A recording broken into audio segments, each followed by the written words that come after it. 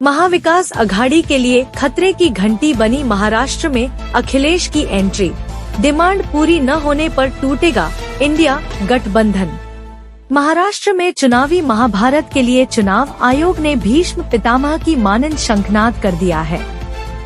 288 मोर्चों पर होने वाली इस चुनावी जंग का ऐलान होते ही राज्य में राजनीतिक पारा हाई हो चुका है।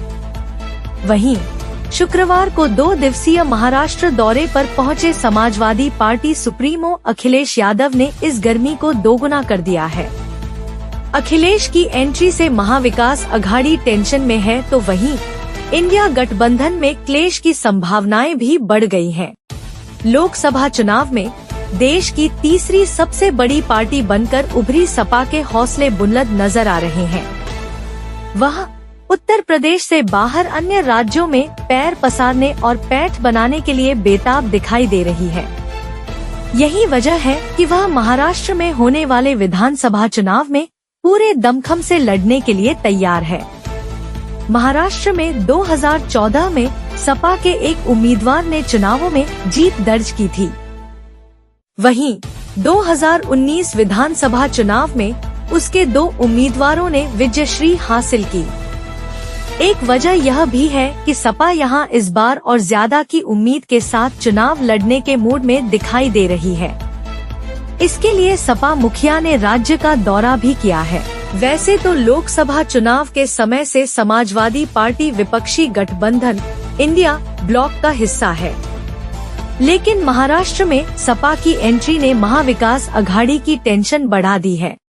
अखिलेश यादव ने की डिमांड। दरअसल महाविकास अघाड़ी में अभी सीटों का बंटवारा फाइनल नहीं हो पाया है। एमवीए में शामिल तीनों दलों के बीच सीटों की संख्या को लेकर अभी सहमति भी नहीं बनी है और दूसरी तरफ अखिलेश यादव ने 12 सीटों की डिमांड कर दी है। अखिलेश यादव ने शनिवार को धुलिया में कहा कि उन्होंने 12 सीटों की मांग की है। हमारे 2 विधायक ऑलरेडी हैं, 5 सीटों पर उतारे उम्मीदवार। अखिलेश यादव की इस मांग ने एमवीए को चिंतित कर दिया है, क्योंकि सपा मुस्लिम बहुल सीटों पर दावा ठोंक रही है।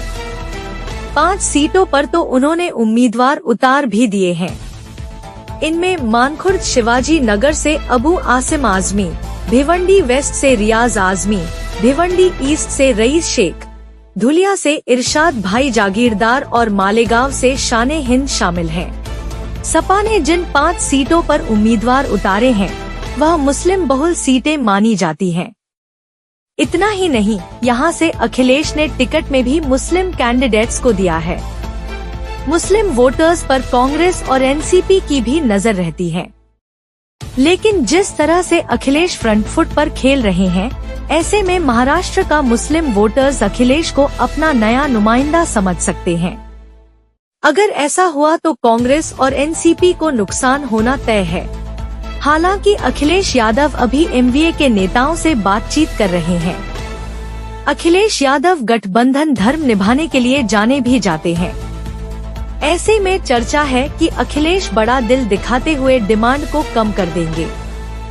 लेकिन अगर सहमति नहीं बन पाती है तो एक तरफ इंडिया गठबंधन में फूट का खतरा रहेगा और दूसरी तरफ एमवीए को नुकसान होने के चांसेस भी बढ़ जाएंगे।